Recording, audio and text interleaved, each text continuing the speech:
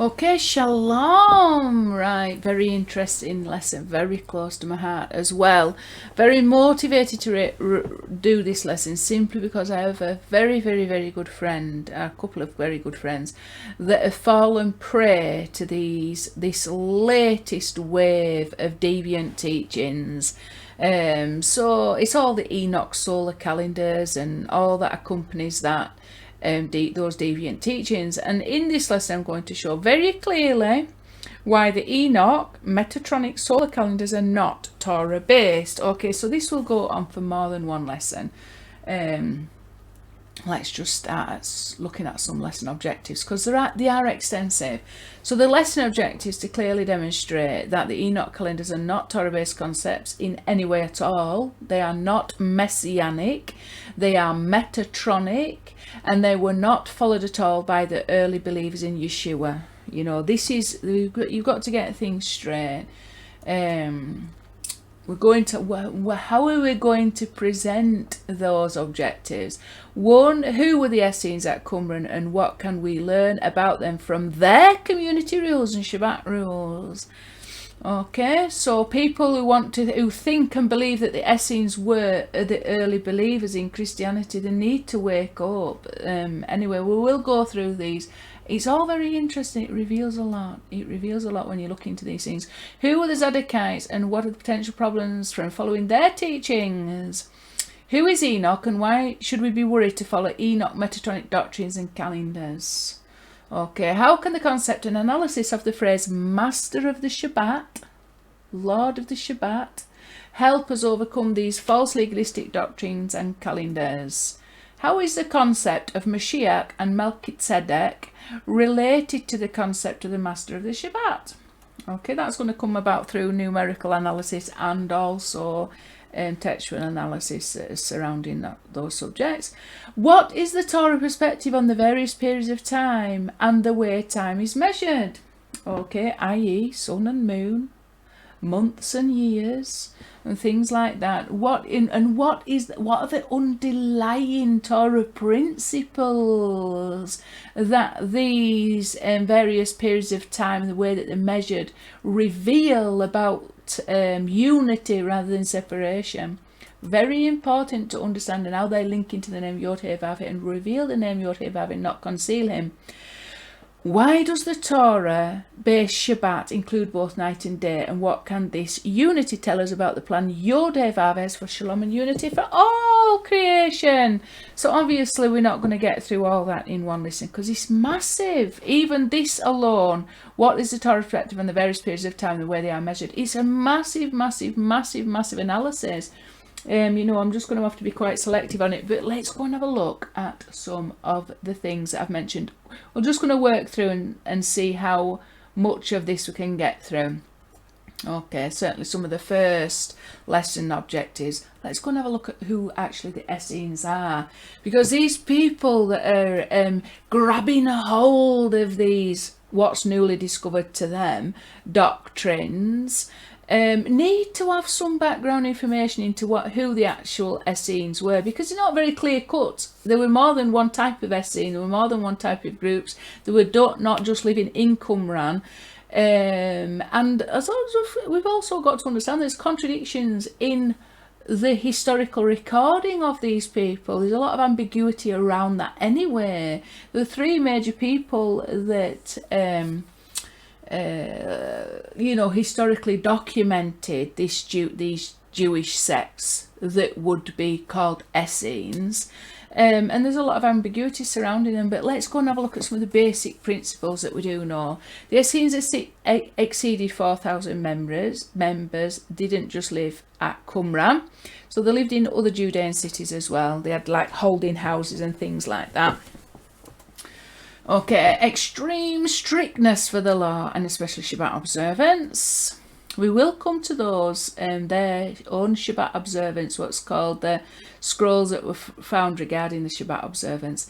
Initiation into this sect, into this cult, consisted of 1 year probation followed by 2 years training leading to full table fellowship on swearing an oath of loyalty to the sect. So already there's a lot to be worried about there. There's a lot to be worried about, this whole oath taking and swearing in loyalty to the sect. These are cults. This is cults. This is a form of control and initiation and things like this. This is not Christian. This is not early church believers. You know, they did not need to be initiated in this way. And what we're talking about leading to full table fellowship, that means your entitlement to food provided by the community. Okay? So that's what table fellowship means there. They took all your possessions, by the way, and they would allow you to have certain amounts of food based on your behaviour. Only adult men allowed, according to Philo and Pliny. Joseph states some boys were initiated into the sect. Okay, so this male only. Okay, I do believe all the graves at Qumran were all men. I can remember reading that at some point. I think there were women. There weren't women part of the sect, but sometimes married men were initiated into it. Okay, serious disobedience resulted in expulsion from the order, and their rules were very, very, very extensive. Okay. Common ownership of property. So you went into that sect and you abandoned your rights to your own property, handed it all over to the sect. Okay, so communism.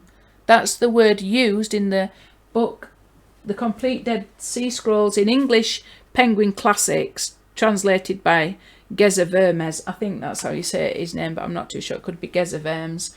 Right, so common ownership of property, communism. Communism or socialism is what we would call it today. New members handed over all property to the leaders, and also superiors collected all wages earned by every sectary. So every initiate into the sect. Okay, everything that they earned wage-wise went into the communal pot, and the leaders took control of it. Agriculture was the main Essene occupation. Having renounced all private possessions, the members received all they needed: food, clothes and care. Members could be harshly punished, however, according to community rules, and food withheld and rationed for a year.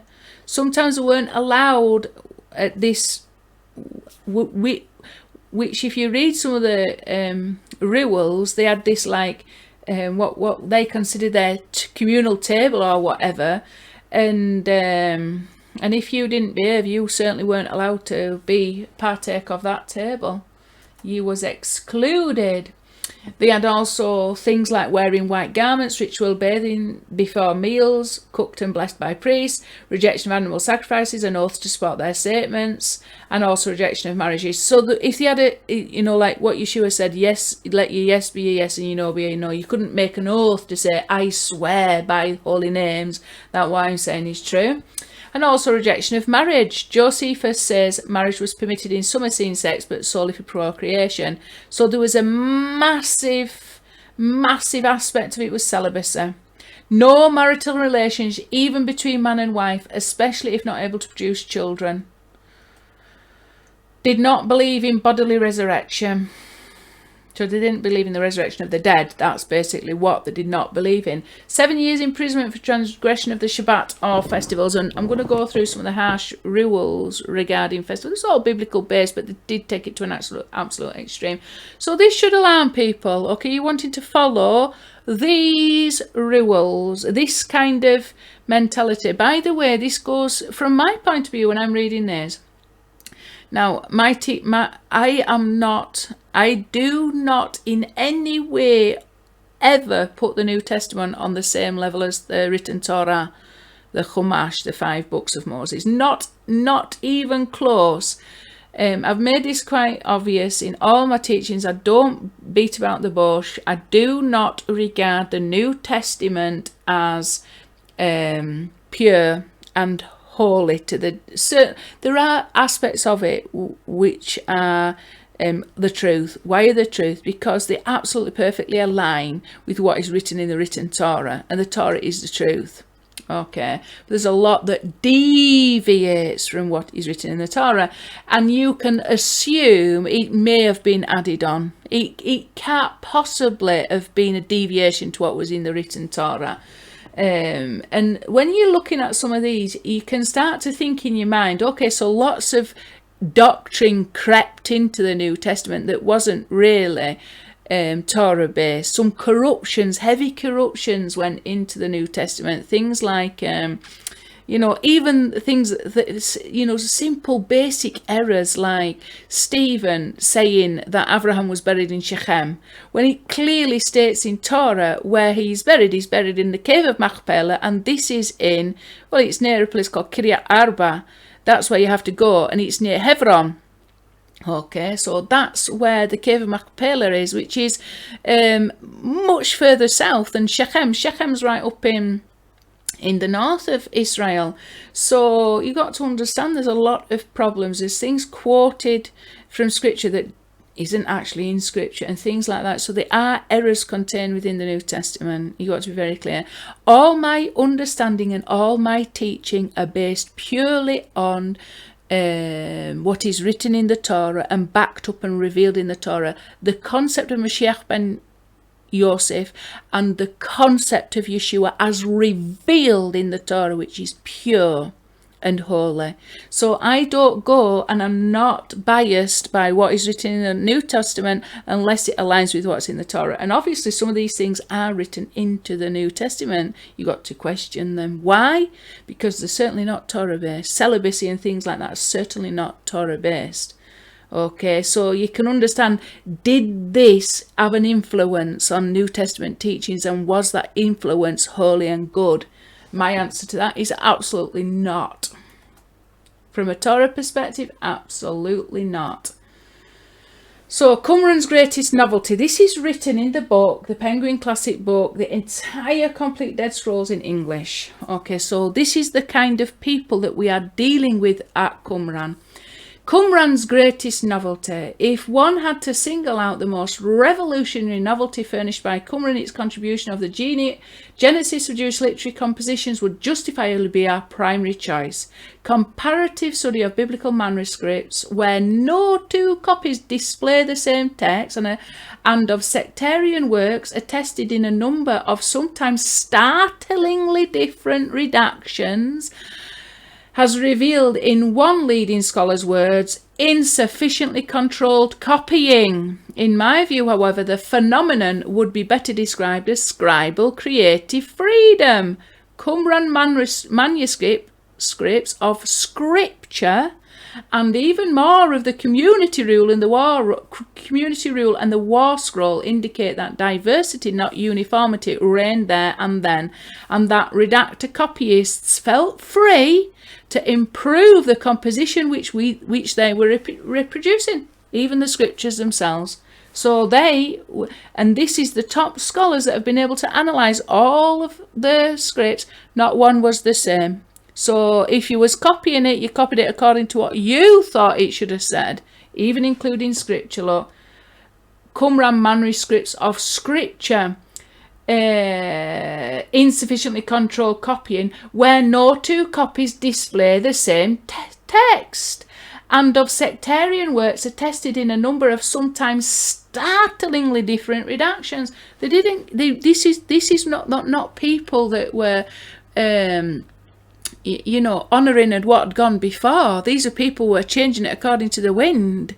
There was one thing written here, one thing written there, and it's exactly the same manuscripts, and depending on which scribe was copying and redacting it, it was like their creative freedom of expression to put basically what they felt should be written there.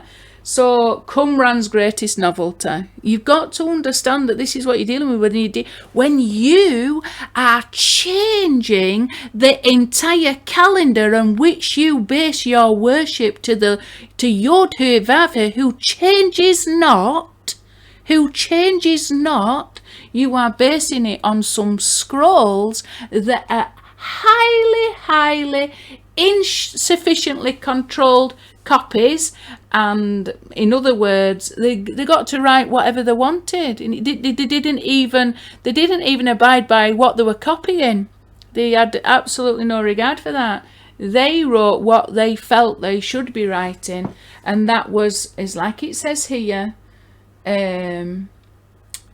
where no two copies display the same text. Okay, so you have got to be highly highly concerned when you are depending on these scrolls and what went on at Qumran for your worship and service to Yod-Heh-Vav-Heh. Okay, highly concerned. Right, not only should you be concerned from that point of view, lots of people mention this term Zadokites. You know, these were the true priests, if you like. The Zadokites, who were the Zadokites? They were the Sadducees that you were warned about in the New Testament. Okay, so when it's you got to understand the name Zadokites, which is what they're called, and people have this romantic vision of these Zadokites, the true priests. The Zadokites were the Sadducees from the New Testament. Okay, so let's go and have a look what the New Testament has to say about these Sadducees, Zadokites. But when John saw many of the Pharisees and Sadducees coming to his place of baptism, he said to them, "You brood of vipers, who warned you to flee from the coming wrath." That's Matthew 3:7. Just to show that the Sadducees were the Zadokim, the Zadokites, mentioned in the New Testament, you've got this Encyclopedia Britannica quote, Sadducees, it could be Britannica, actually, Encyclopedia Britannica, I might have copied it wrong. Sadducee, Hebrew Zadok, plural Zadokim, member of a Jewish sect that flourished for about 2 centuries before the destruction of the Second Temple of Jerusalem in 70 CE. Not much is known of the Sadducees' origin and early history, but their name may be derived from that of Zadok, who was a high priest in the time of King David and Solomon. Ezekiel later selected this family as worthy of being entrusted with control of the temple, and Zadokites formed the temple hierarchy down to the 2nd century BCE. Okay, but by the time Yeshua came on the scene, they was corrupted, and he made sure he communicated to his followers to be very aware of these, be very aware. This is another one from this. You could quote a lot, but I can't obviously quote everything written about Sadducees within the New Testament. The same day came to him the Sadducees, which say that there is no resurrection, and asked him. So these were people who did not believe in the resurrection of the dead. Okay, they didn't believe in the resurrection of the dead, and Yeshua himself called himself the resurrection. Okay, just to make you understand who this concept of those who don't believe in the resurrection, it's written in the Talmud, and Shmuel says these dead that Ezekiel revived were people who denied the resurrection of the dead, as it is stated. So this is a quote from Ezekiel. Then he said to me, "Son of man, these bones are the whole house of Israel. Behold, they say, our bones are dried and our hope is lost, we are cut off." That's Ezekiel 37:11. God tells Ezekiel that these were people who had lost hope for resurrection, and that's taken from Sanhedrin 92b. Okay, I've done an whole analysis on this dry bones. It's unbelievably wonderful. I can't go into it today, but the whole verse is an alphanumerical analysis of the one, when it asks the question, can these bones live? It's absolutely incredible. It's all wonderful revelation about Moshiach ben Yosef, the truth as revealed in the Torah regarding the concept of Moshiach and regarding the concept of the resurrection of the dead. Okay, so Sadducees, as you can see in the Talmud, are related to these people who don't, the valley of the dry bones. There's another way of looking at it. There are other connections to these valley of the dry bones. The Talmud mentions different people that these bones represent. Another is a tribe of Ephraim, and it's very interesting. It's the tribe of Ephraim who prematurely left Egypt, believing that the time of the redemption had come, and they prematurely left, and then they went into the land of the Philistines and they got absolutely slaughtered. I think it mentions in Chronicles that they went looking for cattle to get the cattle back, and they got absolutely slaughtered. And it mentions that the father mourned for these dead sons. Okay, and that is why the children of Israel was led around. They weren't allowed to go up into Israel through the land of the Philistines, Plishtim. They had to go via the Red Sea, and it was on account of all this valley of the dry bones, where those from the tribe of Ephraim would, those bones that were from the tribe of Ephraim would frighten those leaving when they saw that all these people who thought redemption had come early but got it wrong from the tribe of Ephraim and ended up perishing. Philistines slaughtered them. Philistines slaughtered them, and God didn't want them to see that, so he took them via a different route. Okay, so there are different opinions. It's all coded messages, things into it, so we can see how, through the Talmud there's a link between the Sadducees and the Ephraimites.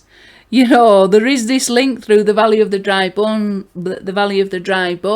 so sometimes we've got to make those connections, because who is it now that's following the Sadducees in their doctrine, their Zadokite, Enoch calendars and all this? It's probably, I would say, primarily those Torah keeping lost of the house of Israel.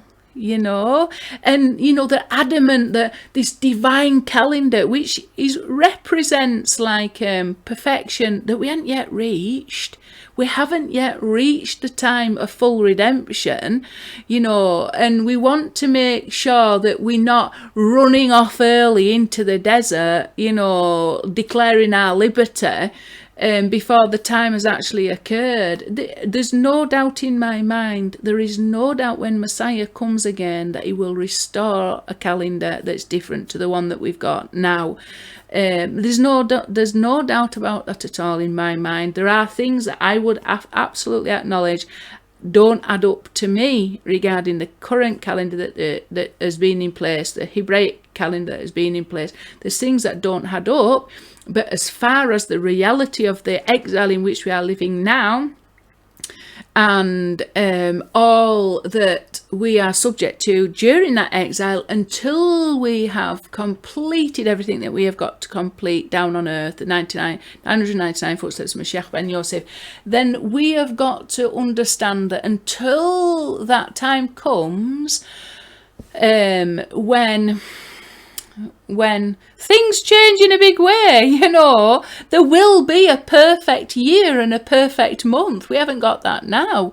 We've got a system which is very difficult to absolutely divide up the months and years exactly and precisely, but we hope by the time the Moshiach comes, things will be changed anyway. I can't go into too many details, but when I come to doing the whole concept of the calendar within the Torah, that it is a solar lunar calendar, and why it has to be that, and because of for the sake of the unity of the name Yod He Vav, and the entire of the Torah is based on this kind of unity between the sun and the moon, and all that represents, physicality and spirituality united, heaven and earth united, Israel and the nations united, Esav and Yaakov united, all the wonderful things that I endlessly talk about, the shalom between the male aspect of divinity and the female aspect of divinity, and all the wonderful things that Yod He Vav is trying to establish. He is not trying to separate night and day, and he is not trying to separate the sun and the moon. He is trying to bring unity, and the Moshiach is all about unity, not separation. So we've got to be very careful. We've got to look at all these things as codes, and what is happening in the world now that might align to some of these little coded hints that we've been given in the actual Torah and the Tanakh, that can guide us through these last days before Moshiach is fully revealed. It's very difficult ground to negotiate, by the way. It's not easy, and I'm not surprised how people have been lured down the wrong paths. This is something else. This is what Yeshua himself said. If you believe that this is what Yeshua himself said. Then Yeshua said unto them, take heed and beware of the leaven of the Pharisee and of the Sadducees. That's from Matthew 16:6. Leaven and yeast is symbolic with pride and arrogance. That is something we need to totally avoid, because to be a Hebrew to have a Hebraic mindset, which is absolutely necessary in order to reach final redemption. We've got to be like Hebrews, and Hebrews is synonymous with the truth, and Hebrews is synonymous with humility. Okay, we cannot have pride and arrogance, thinking that we are somehow better than others because we are able to keep more laws and more rules and all that lot. Because I'm going to show you a video of all the rules and laws that I kept when I was going to convert to Orthodox Judaism for 7 years. And, you know, this is no system that you want to be caught up in. So I know what I'm speaking of. Okay, let's see what else we've got. Oh, the Master of the Shabbat. Before I get to this, however, we need to make a distinction. So let's just go back and bring that, what we've just been looking at, up. We need to make a massive distinction here between Messianic consciousness and Metatronic consciousness. Okay. I did a teaching, and I'm going to bring it up. Let's have a look. I'll end this.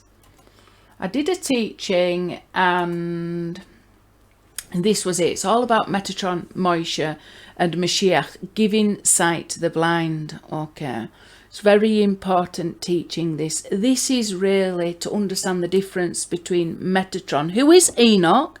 Enoch got transformed. He was no more, and he got transformed into Metatron. Metatron is an entire system that's in place whilst Adam is fallen from his status in Gan Eden.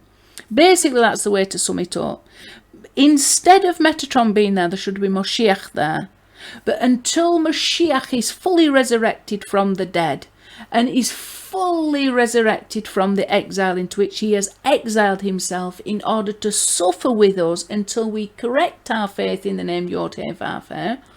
Okay, instead of Moshiach ben Yosef being fully revealed, he is in a state like Yosef was in Egypt, fully concealed from his brothers and his fathers, and as he's in that state of concealment and hiddenness, Metatron is the system in charge. Now, Metatron, if you go and listen to this, it's a 3-hour teaching. It will be absolutely fill you up with what you need to know about Metatron and Enoch. The way that is a slave mentality, basically. Metatron is referred to in Proverbs as the slave who becomes a king.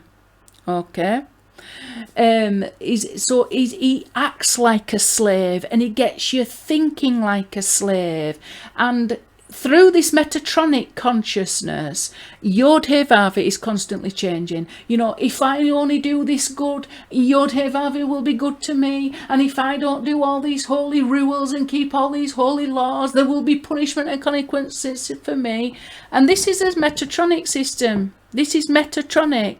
This is this is Enoch. This is the calendar that you're following. The book of Enoch is Metatronic. So he's always changing. He is like the rod of Elohim.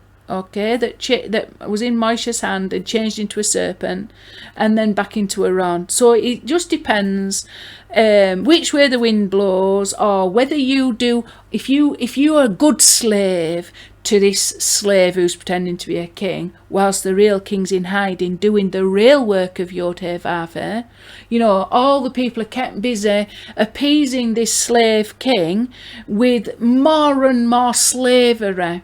You know, I go through it much better in the teaching. I'm certainly not going through it now, but I want to just show you a video of what I subjected myself to. This Metatronic system, you know, where you've got to earn your reward and earn your nearness to Yod-Heh-Vav-Heh, and somehow if you don't, you're going to be punished. This is Yod-Heh-Vav-Heh constantly changing depending on your behaviour. This is not the truth. Yod-Heh-Vav-Heh changes not. Yeshua came and taught us that. We have access to that unchanging name through Moshiach ben Yosef. Provision was made for us to gain access to the unchanging reality of the name Yod-Heh-Vav-Heh. His love is constant, his kindness is constant, his forgiveness is constant, his grace is constant, his truth is constant. He changes not. He is always good. Okay, but until Moshiach ben Yosef is fully revealed, Od Yosef Chai, and Moshiach is the channel between heaven and earth, and the channel that we've got instead is Metatron, and really we should have this open, full channel that we can receive all the light possible. The channel that we should be able to receive through is the concept of the full concept of Moshiach. Okay, that's the channel that we receive. That's what's called Yesod. That's what's called Yosef. That's the channel between heaven and earth. Okay, so the light that is in from the name Yod He Vav is able to reach us and manifest down in our lives here on earth. Okay, so the channel should be Mashiach ben Yosef, or Moshiach, the united concept of Mashiach. And until Mashiach is fully resurrected from the dead, and until everything that the Mashiach has got to do at this time in exile with us and suffer with us in exile whilst it's accomplishing all it's got to accomplish, Metatron's there instead. And Metatron's the trait from the concept of the tree of the good and the knowledge of good and evil. So if you do this that's good, then you'll be rewarded. And if you do this, then you'll be punished. And the flow from heaven to earth is very, very, very much restricted. It isn't the abundance that we should have through the channel that is Mashiach ben Yosef, or the united concept of Mashiach. So I want you to show you my experience of Metatronic consciousness rather than Messianic consciousness. We have to attain Messianic consciousness. We have to know who we are before Yod He Vav. We are sons and daughters of the living God. We are children of the King, daughters of the King, and sons of the King. We are not slaves to a slave pretending to be the king. Okay? The slave who was pretended to be the king, and the handmaid who has pretending to be the queen. We are not their slaves. We are children of the living God, sons and daughters of the living God, and we've got to have that consciousness. Enoch is the opposite of that. He's going to let you know that consciousness that comes from Metatron and Enoch is the opposite of that. God always changes, and depending on how well you behave, you know. So let's go and have a look at this. I've just got to make some slight changes first. Laws of Yom Tov, which is slightly different from Shabbos. Bas Yisrael halachas, so they're the laws pertaining specifically to a woman. Kitzur Shulchan Aruch, so it's a shortened version of all the halachas for today. It's a big series there. So anything you want to know about praying or anything at all, it's all in there. Laws of bracha, which blessings to say for which particular meal, food, before and after, and the different quantities, etc. Laws of modesty down there, so how you're supposed to dress and act as a woman. The laws of nida, you know, they're just 2 books there, look, and all the that's just the monthly separation, all the laws that you need to observe regarding separation between a husband and a wife during their monthly cycle.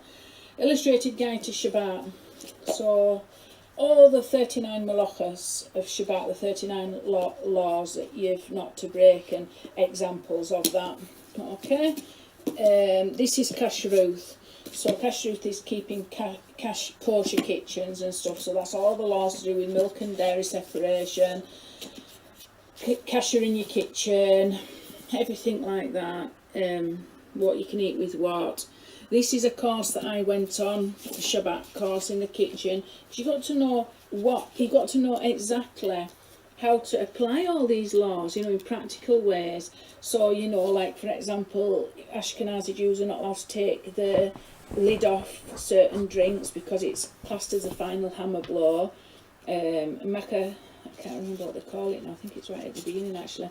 Oh yeah, Macha Bepatish, final hammer blow, and also writing, erasing writing. So these are all the notes that I took when I went on a course run by a very orthodox lady in the Jewish community. She taught me all the 39 malachas for everything. You know, if you're putting a piece of lettuce on your plate, etc., and you know, cutting cress, putting lemon on, putting mayonnaise, all kinds of things. There's all kinds of laws, up to 39 laws you could potentially break just by preparing food on Shabbat, cooking food on Shabbat. You're not allowed to cook any food on Shabbat. You just have to, you know, be careful about your preparing. So it goes on. And then this is the books of the 39 malachas of Shabbat. So the 39 malachas, you've got to, that's it. That's an essential read if you want to know how to keep Shabbat according to halakha. And these are just 2 books that my friend studied when he was here. Was staying at my house, not this particular house in Scotland, but one down in Manchester when I was in the community. He taught me a lot of the laws. Then we've got things like this, Bedikas Hamazon. So this is all about looking for bugs in the food. You know, and this goes through all illustrated the different types of bugs in food. If you don't check for bugs by the way you're eating them, what kinds of infestations are most likely in which particular foods, and how to check each type of food. It's called Bedikas Hamazon. What else have we got? Kashrut questions and answers. So, you know, waiting time for children. How long must children wait between eating a meal and dairy? And all kinds of questions. It's all on basically meat and dairy. And if you use a milky spoon and you put it into a meat pot, and all kinds of different scenarios, what you have to do. So you separate everything.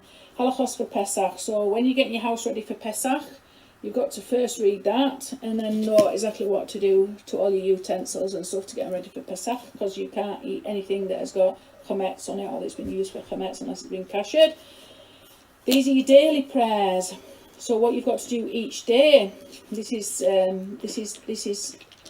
basically your 3 sets of prayers for each day.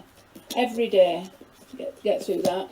And then this is for Shabbat, which is substantially more, because you've got Musaf prayers and Kabbalah Shabbat and all kinds of things in there. So that's what you're looking at. That's the system. And this is where when I've said before, this is like, and I've kept all these, and I value all these lot. I honestly felt like I was more holy at the time for keeping all this. I've changed in my opinion now, because I realised I was just a slave working for a slave master. I wasn't serving Yod-Heh Vav-Heh. I wasn't serving Yod-Heh Vav-Heh. I was serving a slave master instead. And this is the Metatronic mindset that we get caught up in instead of a messianic mindset. So I just wanted to highlight that and hopefully build that into the arguments that I've been arguing regarding this whole Metatronic system that we can be caught up in. I have been caught up in that system. I've got all the books. You know, I've been on the courses myself and I lived the life.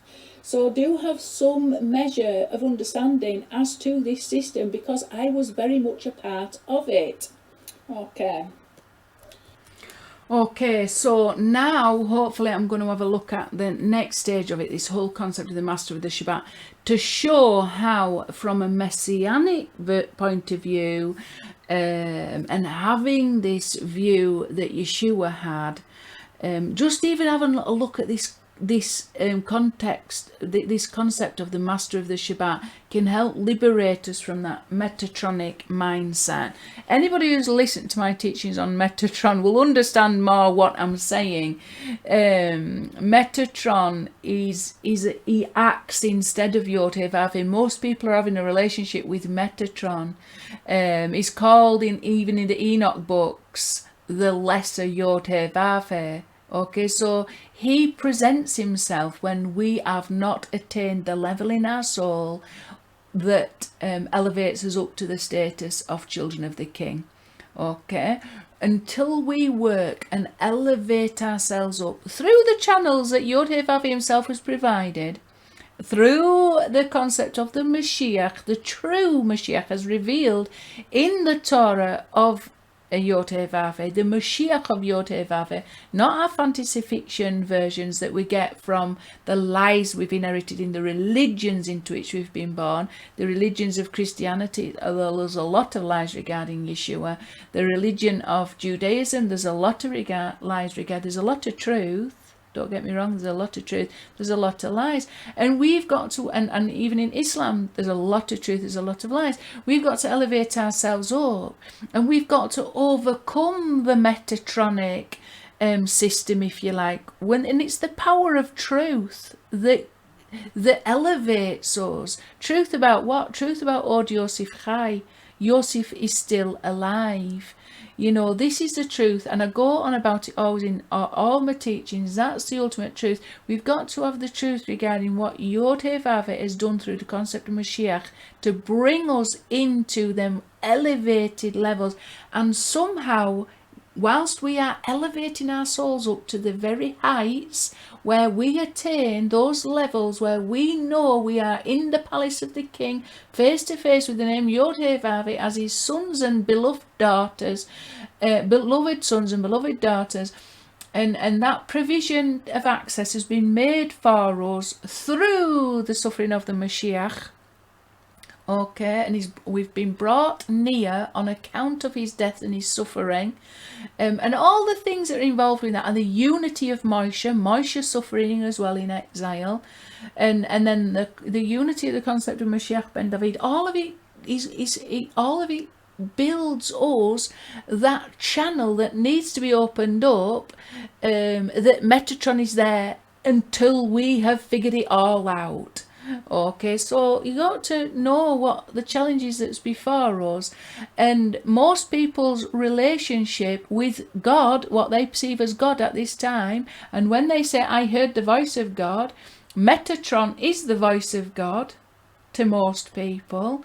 Okay, so all these things, when people are presenting their version of Yod He Vav He to you, but one day, well, he's blessing us, and then the next day the heavens are as brass, and their understanding of Yod He Vav is constantly changing depending on the weather or depending on what they've done.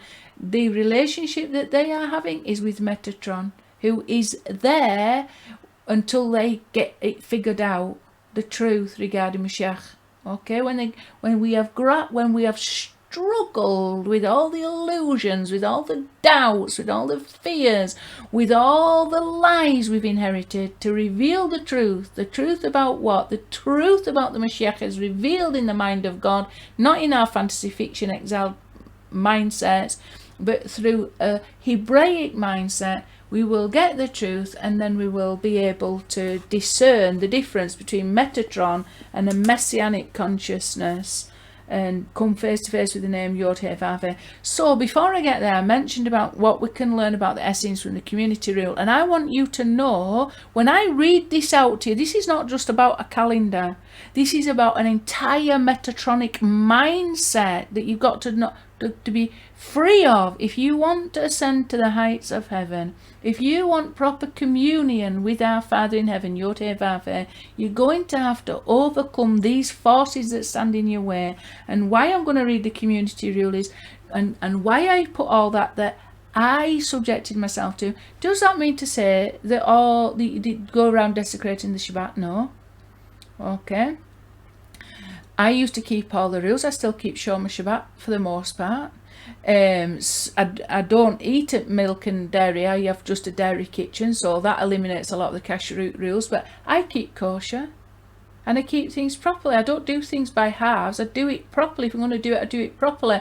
But what I'm saying is that is not the focus of and the meaning of my life. I am definitely not serving Metatron, and if I thought for a second that I were, I wouldn't be doing it.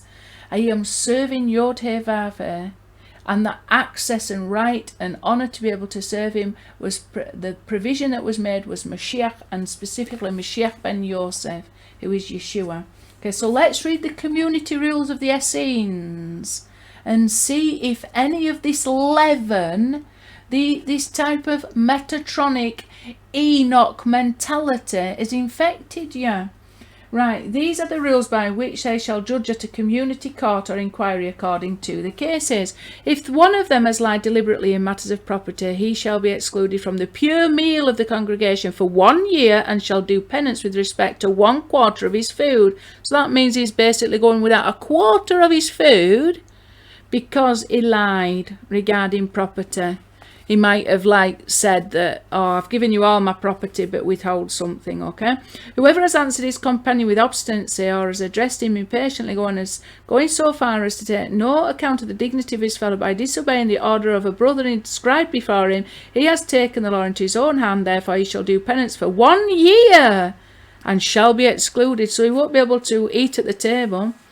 If any man has uttered the most venerable name, even though frivolously or as a shock, or for any other reason whatsoever, so the holy name Yod-Heh-Vav, you're not allowed to pronounce it at all, while reading the book or blessing, he shall be dismissed and shall return to the council of the community no more, forever excluded, if he said the name. And a lot of these people that are keeping the Enoch calendar, they are sacred namers. They are sacred namers. If there was wanting to keep these rules, they wouldn't be allowed to. That would be that no more community if you were so adamant to pronounce the name Yod-Heh-Vav. If he has spoken in anger against one of the priests inscribed in the book, he shall do penance for a year, and he shall be excluded for his soul's sake from the pure meal of the congregation. But if he has spoken unwittingly, he shall do penance for 6 months. Whoever has deliberately lied shall do penance for 6 months. Whoever has deliberately insulted his companion unjustly shall do penance for a year and shall be excluded.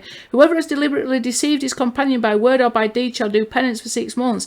If he has failed to care for his companion, he shall do penance for 3 months. But if he has failed to care for the property of his community, thereby causing its loss, he shall restore it in full. And if he be unable to restore it, he shall do penance for 60 days. Whoever has borne malice against his companion unjustly shall do penance for 6 months and 1 year. And likewise, whoever takes revenge in any matter whatsoever. Whoever has spoken foolishly 3 months. Whoever has interrupted his companion while speaking 10 days. Whoever has lain down to sleep during the assembly of the congregation 30 days. And likewise, who was left without reason in assembly of the congregation as many as 3 times during one assembly shall do penance for 10 days. But if he has departed whilst they were standing, he shall do penance for 30 days. And it goes on and on and on and on and on. Your lives was completely enslaved to the community rule book. You know, you had absolutely no say, even to the degree of how much you were getting fed. Okay, and in the Shabbat rules, let's go and have a look. Because these you need to be aware of so that, you know, what you're dealing with. Okay, what you're dealing with. So loads of people concerning the Shabbat to observe it according to its law. No man shall work on the 6th day from the moment when the sun's orb is distant from its own fullness from the gate wherein it sinks. For this is what he said, observe the Shabbat day to keep it holy. No man shall speak or any vain or idle word on the Shabbat day. He shall make no loan to his companion. He shall make no distinction in matter of money and gain. Just to bear in mind that a lot of these people following the Enoch calendars only keep the Shabbat from the daylight hours. They believe that Shabbat comes from sunrise. Okay, so here quite clearly, when the sun's orb is distanced by its own fullness from the gate wherein it sinks. Okay, so when the sun goes down, keep Shabbat from then. You're with me with this, because I have listened to my friends keep now the Shabbat from sunrise to sunset. Okay, just the daylight hours. They've separated the day from the night. They've separated the female from the male. They've separated heaven from earth. Okay, the church from Yeshua, because we represent the bride, and we're compared to him, we are like the night. This is why the virgins are waiting at night, you know, with the oil lamps. You know, we can't have that separation. But anyway, they've gone down and managed to separate. But it's even against this community that didn't do that. So no man shall speak any vain or idle work on the Shabbat day. He shall make no loan to his companion. He shall make no decision in matters of money and gain. He shall say nothing about work or labour to be done on the morrow. No man shall walk in the field to do business on the Shabbat. He shall not walk more than 100 cubits beyond his town. No man shall eat on the Shabbat day except that which he is already prepared.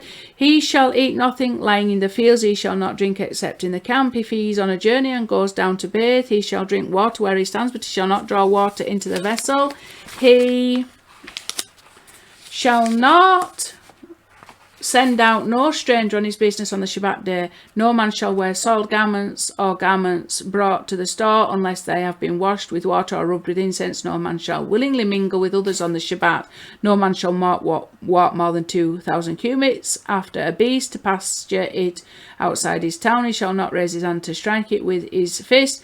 If it is stubborn, he shall not take it out of his house. No man shall take anything out of the house or bring anything in And if he is in a booth, let him neither take anything out nor bring anything in. He shall not open a sealed vessel on the Shabbat. No man shall carry perfumes on himself while going out and coming on the Shabbat. He shall lift neither stone nor dust in his dwelling. No man minding a child shall carry it whilst going out and coming on the Shabbat. No man shall chide his maidservant or manservant or labourer on the Shabbat. No man shall assist a beast to give birth on the Shabbat day, and if it should fall into a cistern or pit, he shall not lift it out on the Shabbat. No man shall spend the Shabbat in a place near to Gentiles on the Shabbat. No man shall profane the Shabbat for the sake of riches or gain on the Shabbat day. But should any man fall into water or fire, let him not be pulled out with the aid of a ladder or rope or some such utensil. So, just let the guy drown and burn. No man on the Shabbat shall make anything on the altar except the Shabbat burnt offerings, for it is written, thus accept your Shabbat offerings. And it goes on and on and on and on. Okay, so you got to be aware what you're dealing with. Extreme cult Metatronic mentality. This is not the teachings of Yeshua, but somehow this leaven may well have got into the New Testament teachings by design. Okay, it is not Torah as is written in the Torah of Moshiach. Okay, it's very legalistic, it's very Metatronic, it's very much a slave getting you to do slave work. Okay, with a slave mentality. This is not instruction from a father to his children in love for them to honour his name with love and joy. Okay, and that was what we gained through Yeshua. So I can't go through the entire of this concept of the master of the Shabbat. This is another lesson now, but I just wanted to highlight, this is the doctrine that you're attaching yourself to. You want to live like, you think that these Essenes were early Christians and that somehow by keeping this calendar you are doing this great and holy thing. You are fooling yourself. You are deceiving yourself. A slave mind, a slave mentality, and it's very deviant teachings. Let's go listen to something that may refresh us. The whole concept of the master of the Shabbat and how this nullifies this kind of attitude is wonderful, by the way. But like I say, I won't get through it all in this lesson. The Lord of the Shabbat. At that time, Jesus went through the grain fields on the Shabbat. His disciples were hungry and began to pick the heads of grain and eat them. When the Pharisees saw this, they said to him, "Look, your disciples are doing what is unlawful on the Shabbat." Jesus replied, "Have you not read what David did when he and his companions were hungry? He entered the house of God, and he and his companions ate the consecrated bread, which was not lawful for them to eat, but only for the priests. Or haven't you read in the law that on the Shabbat the priests in the temple break the Shabbat, and yet are innocent? But I tell you that something greater than the temple is here. If only you had known the meaning of I desire mercy, not sacrifices, you would not have condemned the innocent, for the Son of Man is the Lord of the Shabbat." Okay?